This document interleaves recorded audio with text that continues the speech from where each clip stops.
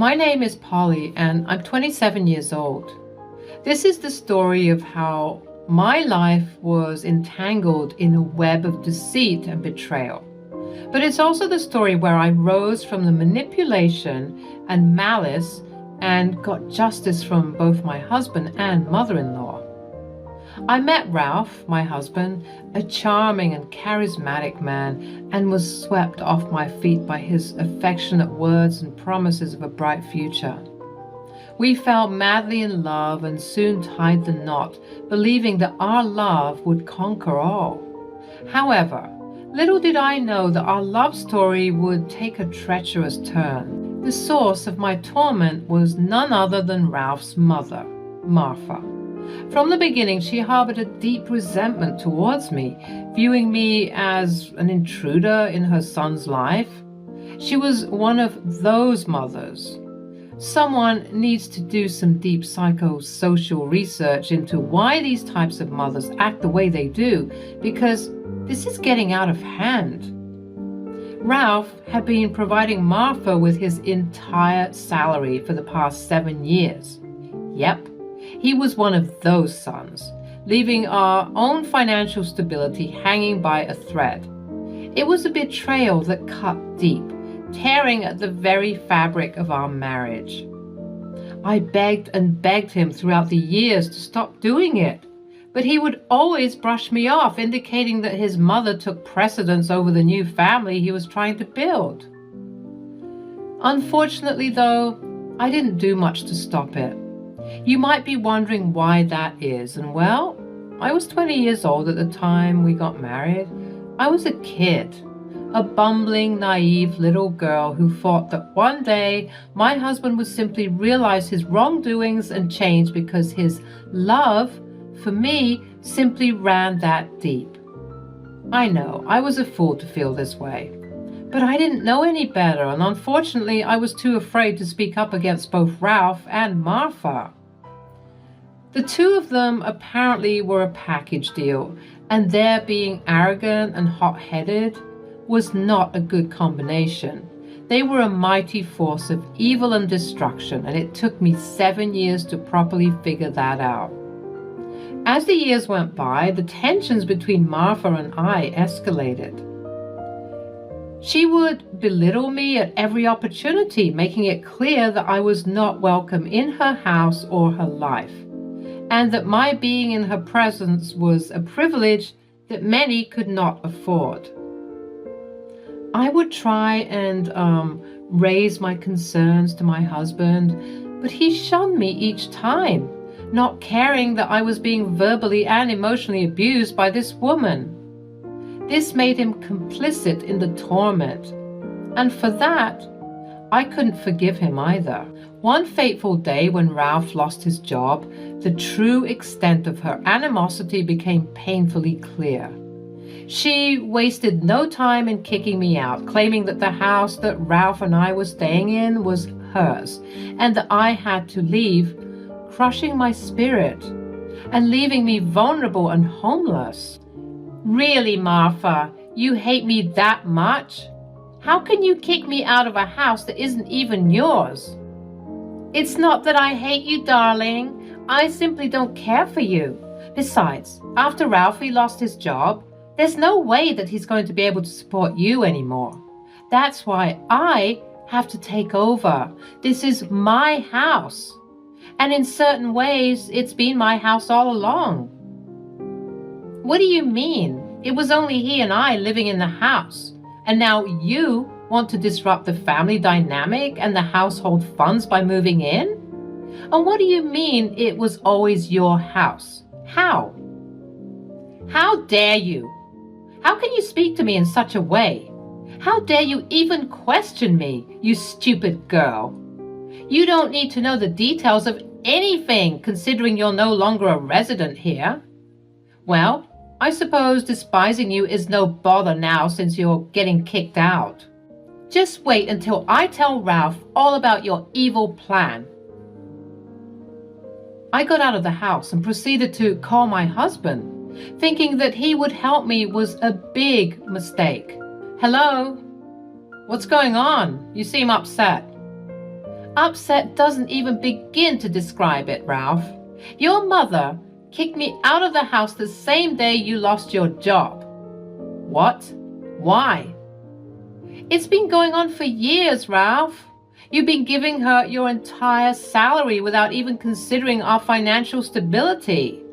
I've been suffering in silence, hoping that you would change while she's been manipulating you. Don't say that. She's done no such thing. Someone who's been manipulated doesn't know they've been deceived until they wake up from their deception. And you, my dear husband, are still under her spell. I swear to God, Polly, if you continue to speak about my mother that way, you'll what? You'll give her all of my money too? You need to stop being so delusional and see that the way your mother is treating me isn't right. How can you sit there and not do anything? I'm your wife, damn it. Enough. It's no wonder why she kicked you out of the house. Excuse me? You heard me. I won't stand for you disrespecting her and me this way. Now pack up all of your crap and get out of my mother's house right this instant. I couldn't believe what I was hearing. Did I transport myself to another dimension where treating your wife like a cockroach was a sign of love and affection? Certainly not. But why was he talking to me like this? Without saying a word, I returned to the house to find a smirking Martha, laughing and showing off that her new house was all hers and that I was finally leaving her and her son alone. I thought it best to keep my mouth shut, and trust me, it took all the strength in my body to do so, and just pack my things silently so that I could leave without going to jail for what I might have done.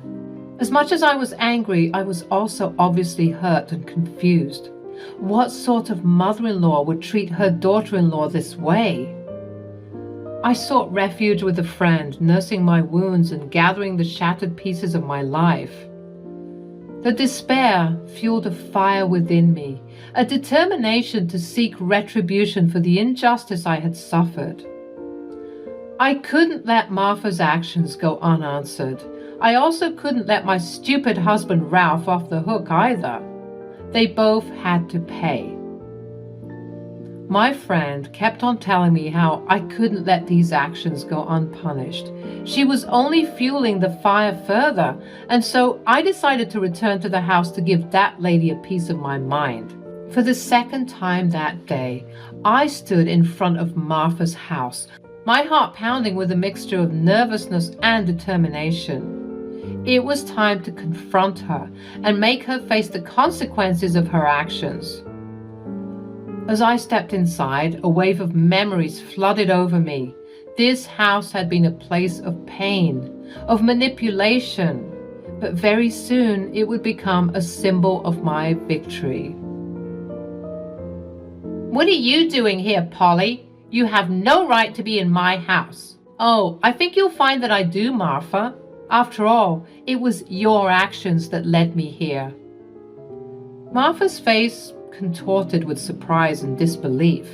She had expected me to cower, to run away defeated. But little did she know I had found my strength. You think you could just waltz in here and take what you want? You're nothing but a leech, Polly. No, Martha. I'm no longer the timid woman you could manipulate. I've grown stronger, and I've had enough of your games. You used my husband's salary to build this house, and now it's time for me to take control. You're delusional if you think you can outsmart me. I've been manipulating people my entire life. Manipulation may be your specialty, Martha, but today the tables have turned. You underestimated me, just as you underestimated the power of a woman who has been pushed to her limit. As we engaged in a battle of words, the tension in the room grew palpable. This wasn't just a confrontation between two individuals.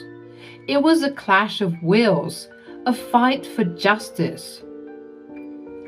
You may have won this battle, Polly, but the war isn't over. I'll make sure you regret this. We'll see about that, Martha. I've spent years living under your shadow, enduring your abuse. But today I'm reclaiming my life, my happiness, and my freedom. Your reign is over. Have the day you think you deserve. With those final words, I turned away from Martha, leaving her stunned and defeated. As I walked out of the house, a sense of triumph filled my heart. It was a small victory, but it was a step towards a future free from manipulation and pain. The road ahead would still be challenging, but I was no longer afraid. I had confronted my tormentor, and in doing so, I found my strength. I believe in the power of karma, and boy, oh boy, did I find something that I could use to my advantage. As I was leaving the property, I saw a couple of contractors hammering in a big red sign that said, "Auction," on my mother-in-law's front porch. Was she auctioning off the place? So soon? But why? This obviously piqued my curiosity, and considering what I knew about her shady business deals, her auctioning off the house might have been part of her ploy all along. What if she was trying to cover her tracks by selling the house? I returned to my friend and revealed the new information. She too thought that everything was just a bit too shady. But I was lucky to find her doing this because that was when I thought of the perfect revenge. I did some more research to confirm if Martha was indeed auctioning off the house, and it was true. She was holding an auction for it, and it was happening the very next day. This made my suspicions grow more and more. I knew that I had to sabotage it somehow and get to the bottom of whatever shady practice was going on.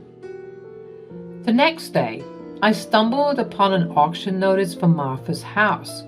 It was a stroke of fate, an opportunity to turn the tables and regain control over my destiny.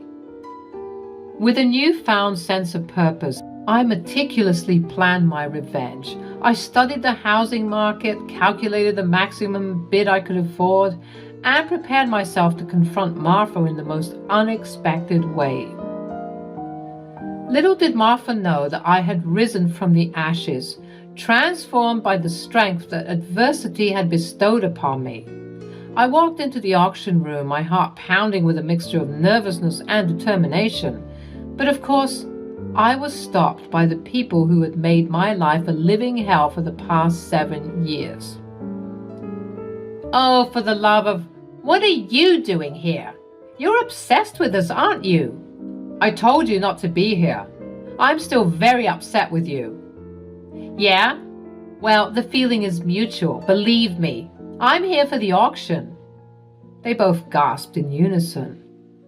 "Yep, I have every right to be here just like everyone else. So if you don't like it, then you can take it up with the police after I file a report for harassment." "Ha! You think that you can buy this house? You must be out of your mind, sweetie." "Should I kick her out, Ma?" "Don't bother. She's just embarrassing herself being here anyways. It's not like she can afford this place." "We'll see about that." We both stormed off to our designated locations, and Martha was glaring at me. I kept my composure though, trying my best to fit in with the crowd. As the bidding began, I locked eyes with Martha, a glimmer of defiance and triumph shining in my gaze. The atmosphere in the auction hall was charged with anticipation. Bidders eagerly gathered, their eyes fixed on the stage where the prized house would soon be up for grabs. I stood there, my heart pounding with a mix of nerves and determination. "Ladies and gentlemen, we have an exquisite property on the market today. Up for auction is a beautiful mid-century modern house with a Ralph history. Let the bidding begin." As the bidding commenced, I played my cards strategically. Knowing Martha's shady financial past, I had discreetly leaked information about her alleged embezzlement, casting a shadow over the property's reputation. Potential buyers hesitated, unsure of the risk involved. It was my chance to strike. We have a bid of $200,000. Do we have any higher bids? Crickets. No one raised their paddle. What is happening? Why aren't people bidding higher? This is my house. Looks like your secrets have a way of catching up to you, Martha. No one wants to buy this house at a higher price because of the shadiness behind it all. Martha's face turned red with fury as the realization dawned on her. She was losing control. Just as she had tried to control our lives for years. I could see the panic in her eyes, a glimpse of vulnerability that had been hidden beneath her incessant manipulations. Polly, we need to talk. This isn't right. Save your apologies, Ralph. It's too late for that. You had 7 years to stand up for me, to prioritize our happiness. Now it's time for me to take charge of my own life. You conniving little... Save your insults, Martha. Your reign of control ends here. This house will be a symbol of my victory, a reminder that I will no longer be silenced or cast aside. I put up my paddle, and the auctioneer said, Do I hear 300? 300,000, folks. No one? Okay. $200,000 going once, twice, and it's sold. And just like that, a house that was well worth over $1 million at this point was stolen for $200,000, and it was all mine. I couldn't believe it. People began to make their way to the exit, unimpressed with the way that things turned out, considering the news of the alleged embezzlement reaching their ears only shortly before the bidding. Martha's face twisted with anger and disbelief. She lashed out, desperate to regain control over the situation. You think you've won, Polly. This house means nothing. You'll never be able to afford its upkeep and taxes. You'll regret this. Oh, Martha, don't worry about me. I have plans in place, and this house will be a stepping stone to a better future. As for regrets, well, they belong to those who've lost everything, just like you. With those final words, I turned my back on Martha, leaving her seething with rage. She was screaming and crying as Ralph was trying to console her, but honestly, they just looked like a whole mess. The victory was mine, and it tasted sweeter than I could have imagined. As I walked away from the confrontation, a sense of liberation washed over me. I had reclaimed my power, broken free from the chains of manipulation. Ralph tried to approach me, his face filled with remorse and desperation, but I held my ground, refusing to be swayed by his empty promises. It's over, Ralph. I won't be a pawn in this toxic game any longer. We're done. I'll send over the divorce papers once I settle down in my new home. But where will we live? Honestly, you need to be worrying more about that embezzlement accusation than anything else, because at this rate, the both of you will be living in jail. Polly, don't do this. Too late. Already did it. Have a nice life, Ralph, and tell your mother that rage is so not her color. At this, Martha appeared to shriek some more. She was completely furious, and I was enjoying every bit of it. She did her best to deal with the embezzlement claims, but at this rate, even if they were true or not, it didn't matter. Her image had already been dragged through the mud, considering her not-so-savory outburst during the auction.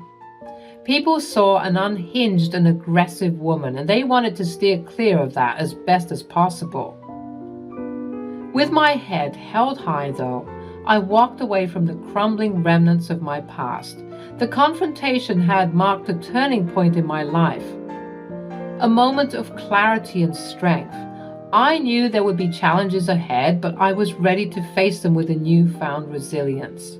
Revenge had brought me to this point, but it was self-empowerment and the pursuit of my happiness that would carry me forward. The aftermath of my revenge left an indelible mark on all our lives. As the highest bidder, I now owned Martha's house, the very same place she had kicked me out of. It was a bittersweet victory, a symbol of my triumph and resilience. I poured my energy into building a new life for myself, one where I was in control of my destiny. I established a small business selling crocheted clothes, pouring my creativity into every stitch. Word spread quickly and my business began to thrive. The community embraced my creations and my customer base grew steadily. Thank you all for supporting my business. Your love and encouragement mean the world to me. As my business expanded, I found myself in the market for more properties. The once shabby apartment Martha and Ralph were forced to rent was now a constant reminder of their downfall. No one in the community trusted them, and they had become outcasts among the people.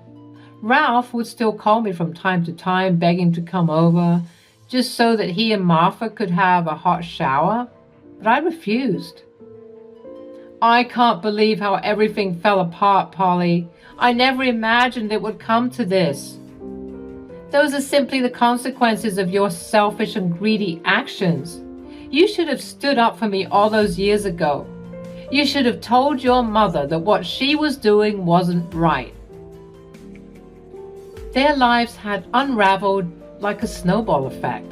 Their lives crashing down just grew with ferocity, intensity, and grandeur, and the consequences of their betrayal echoed through every aspect. They were on the brink of a trial that would further expose their aforementioned deceit, drawing more notoriety to their name.